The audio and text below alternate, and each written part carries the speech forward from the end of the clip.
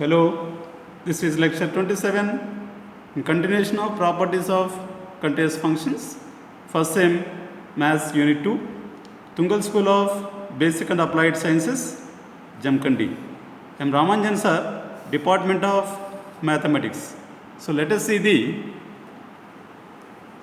theorem 2.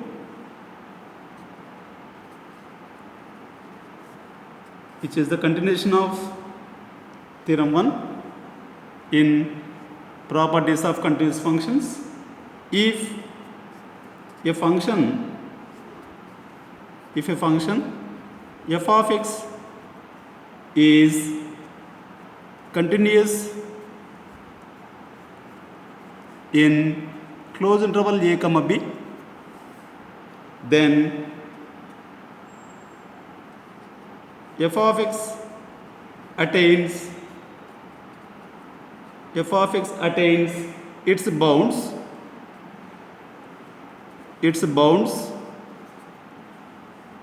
at least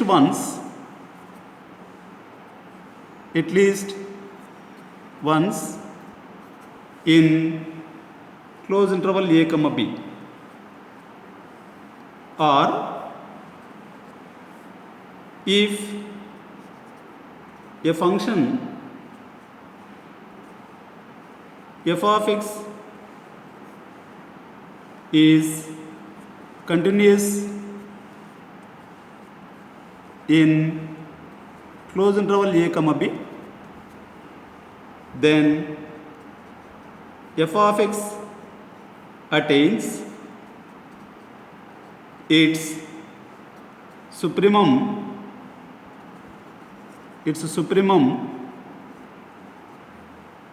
and infimum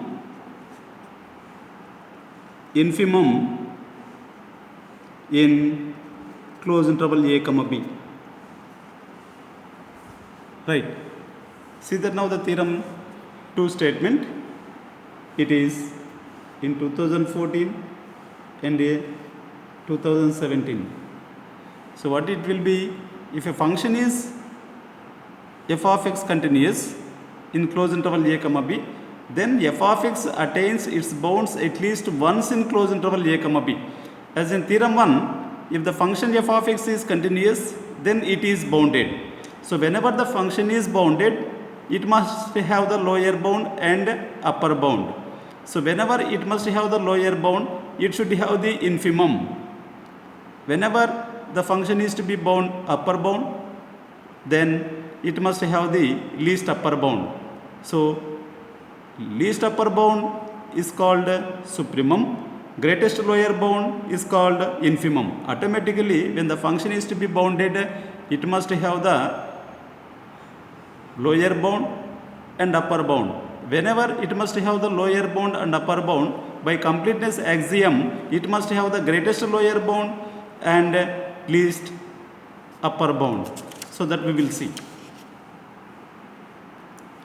Right. Proof.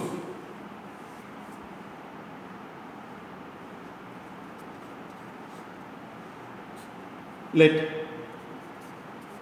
f of x is continuous in closed interval a comma b. Right. By theorem 1, f of x is bounded in closed interval a comma b. So whenever it is bounded, by completeness axiom, it must have the supremum and also the infimum. Supremum means least upper bound. So it is to be like this. So in this interval a comma b, f of x is continuous. That f of x function is continuous. So when f of x is continuous, it is to be bounded. It must have the lower bound, suppose small a, and automatically upper bound is the capital B. Even if this part is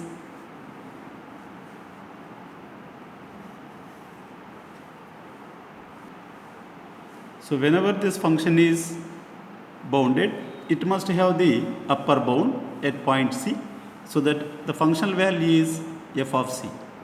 Next, whenever a is the lower bound of the function, even d also to be the lower bound, and that f of d is to be the infimum. So this is the lower bound, even a and b, a is the lower bound, here is b is the upper bound, c also to be the upper bound, so that f of c is the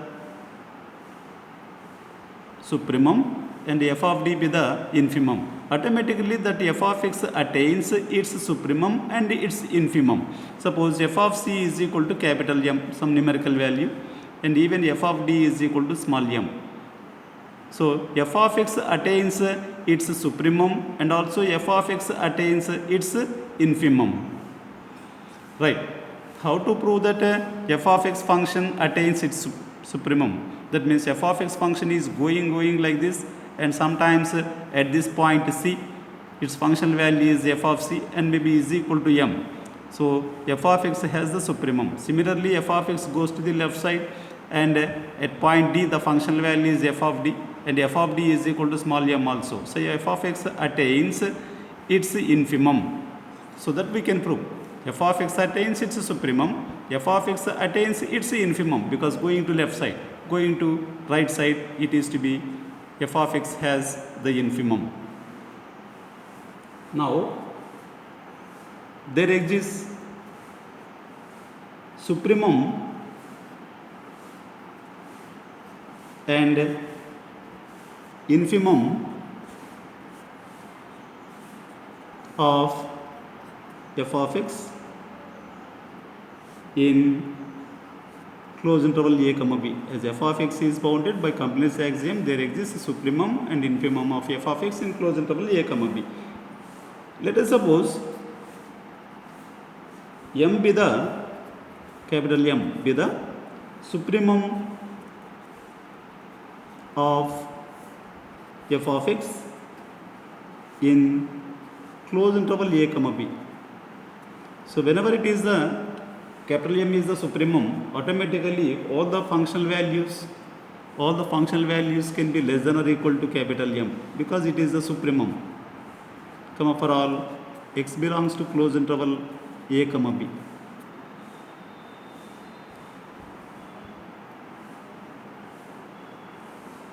Suppose m is the supremum of the function, automatically f of x must be less than or equal to m.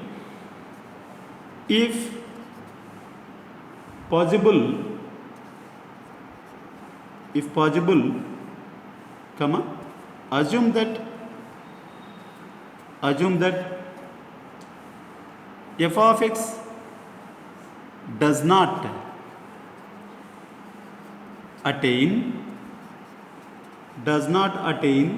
its supremum.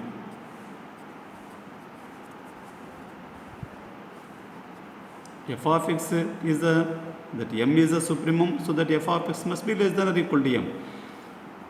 F of x does not attain its supremum means f of x then, or that is does not attain means f of x is not equal to m. Attain means f of x is equal to m or maybe less than m. Does not attain means exactly f of x is not equal to m, comma, for all x belongs to closed interval a comma b. Then it implies f of x must be less than m only, because here is less than or equal to m. As f of x does not takes the value m, automatically f of x less than m only. F of x does not m, suppose. This implies m is greater than f of x. This implies m minus f of x is greater than 0. Implies 1 by m minus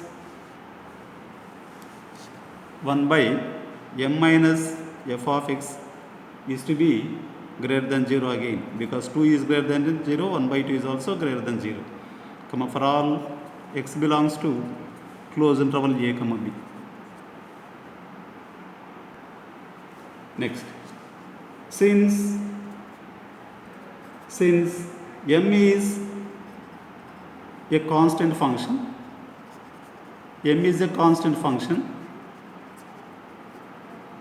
then it is continuous in close interval a comma b. And since f of x is continuous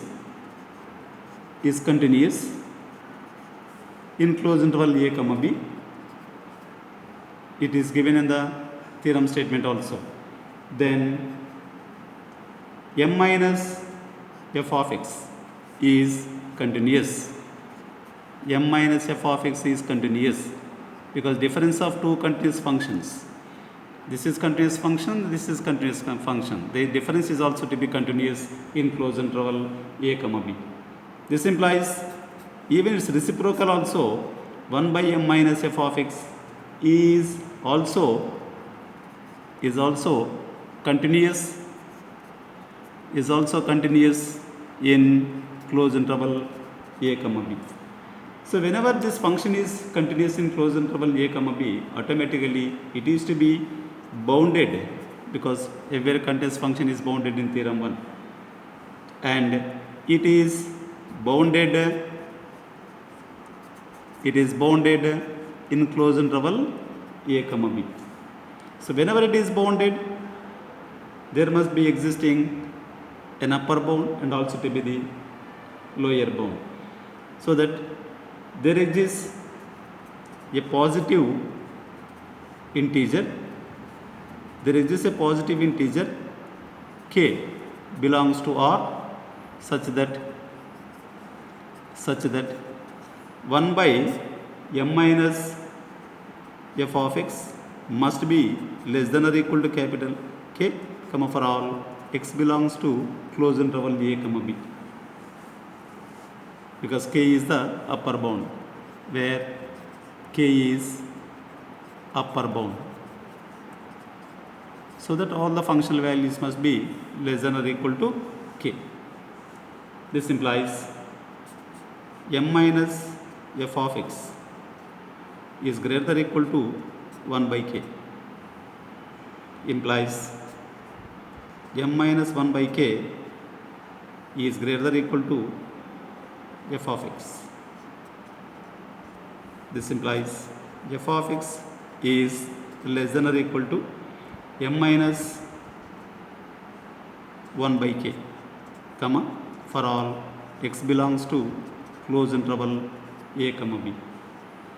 Right. So what it is means that this is k, an upper bound, and this is suppose m minus 1 by k, and this is to be f of x. All the functional values are to be less than or equal to m minus 1 by k. Here is we are taking that k is the upper bound. So any element less than k cannot be the upper bound. So whenever less than is there, m minus 1 by k is an upper bound. This implies m minus 1 by k is an upper bound,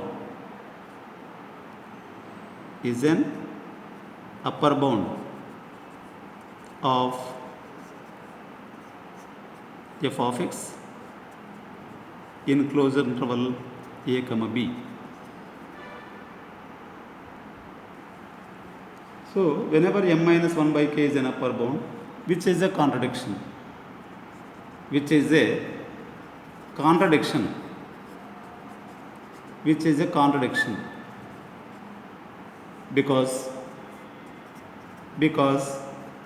m is the supremum of f of x in close interval a comma b. That means whenever m is the supremum, automatically any lower bound is existing less than m cannot be the upper bounds. As m is the supremum, least upper bound, m is the least upper bound. Any element less than m cannot be the upper bound, so that only m is the least upper bound. So that only it is a contradiction. Whenever this is a contradiction, that is our assumption that f of x is not equal to m is wrong or false, is wrong.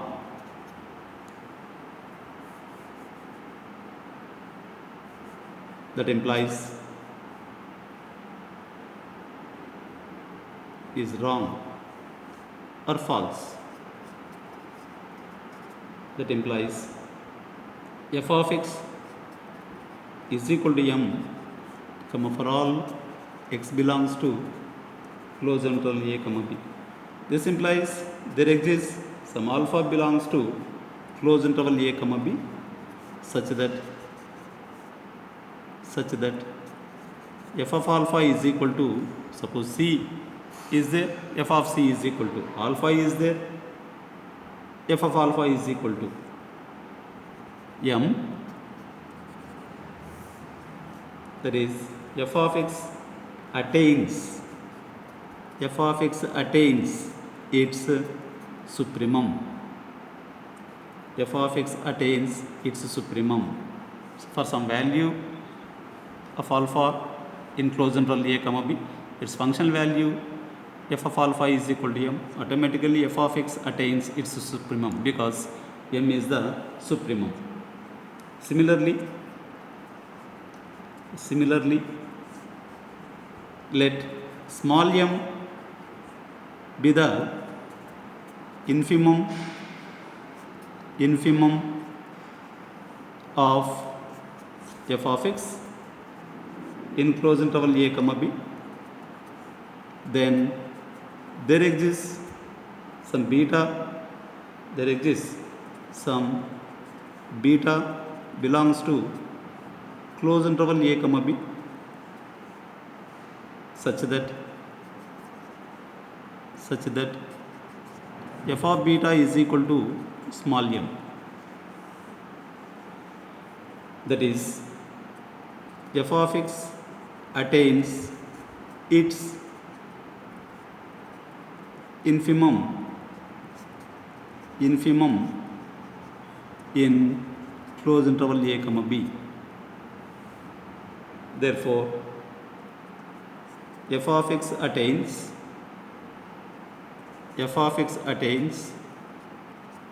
its supremum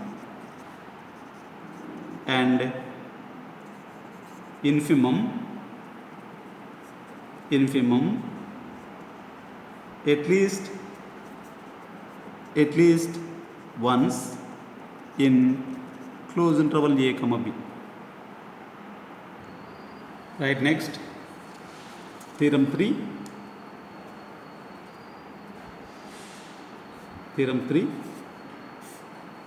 If f of x is continuous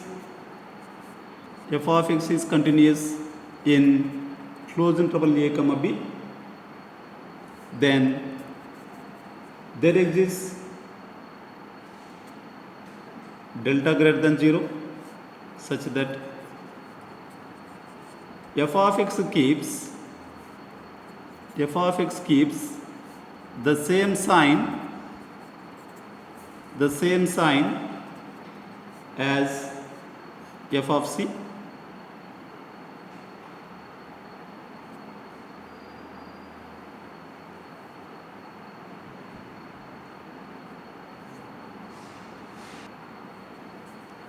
As f of c, for all x belongs to open interval c minus delta, c plus delta. See that the theorem, if f of x is continuous in closed interval a, b, particularly at x c belongs to open interval a, b, right, particularly at C belongs to open interval a comma b, then there exists a delta greater than 0 such that f of x keeps the same sign as f of c, comma, for all x belongs to open interval c minus delta, comma, c plus delta. So it is to be like this, as when we see the proof, and as f of x is continuous in closed interval a comma b, this is the point C, suppose, and this side is c minus delta and this side is c plus delta, as the function is to be continuous at c even to the left side. This is a as closed interval a comma b, this is to be b. In this interval function is continuous, even at c also function is to be continuous. So as c belongs to open interval c minus delta, comma, c plus delta, in this interval what should be the function? This is f of c, right? Whenever f of c is to be positive, then f of x also to be positive. When f of c is to be negative, even f of x also to be negative, so that f of x keeps the same sign as f of c whenever x belongs to in this interval, that x value may be c minus delta, or may be c, or may be c plus delta. Suppose x value is to be here in between them, the f of x keeps the same sign as f of c. Let us see that. Let f of x is continuous, f of x is continuous in closed interval a comma b, and c belongs to open interval a comma b.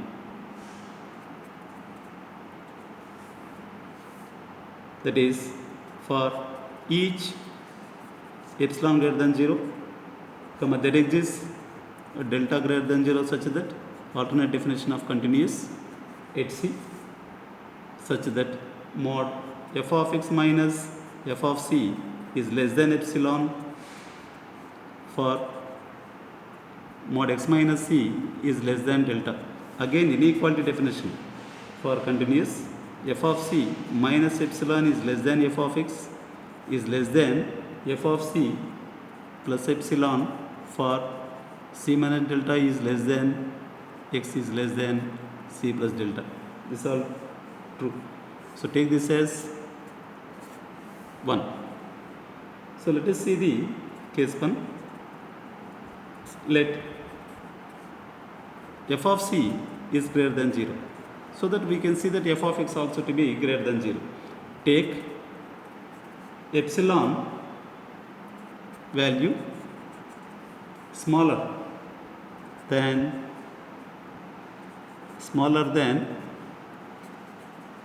f of x in 1. So 1 implies f of c minus epsilon and f of c plus epsilon, f of c plus epsilon are both positive quantities. Automatically, as epsilon value to be, epsilon value is smaller than, means very smaller than, automatically f of c and f of c plus epsilon are both are to be positive quantities.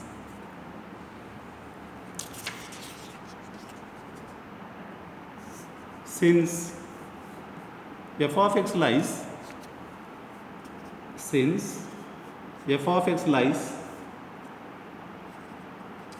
between two positive quantities,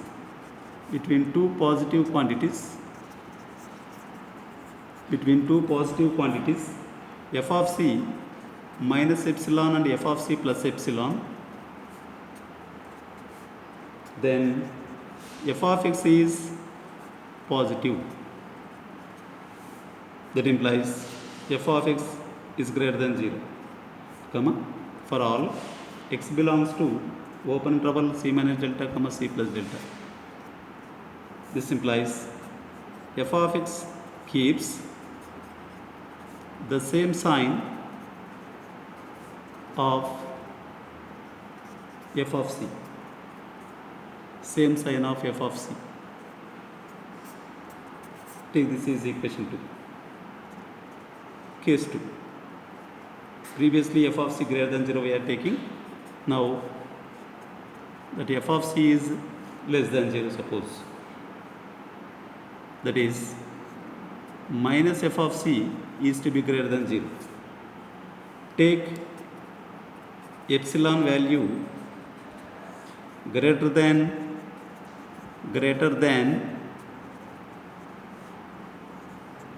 minus f of c. Then f of c minus epsilon and f of c plus epsilon are both negative quantities.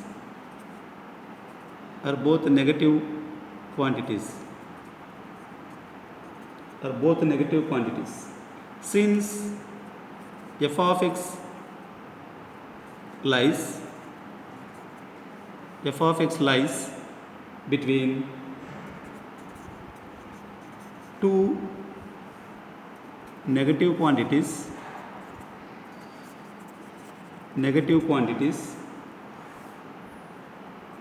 f of c minus epsilon and f of c plus epsilon, then f of x is negative. That is, f of x is less than 0. That is, f of x keeps the same sign as f of c. Take this as equation 3. From 2, 3, f of x keeps the same sign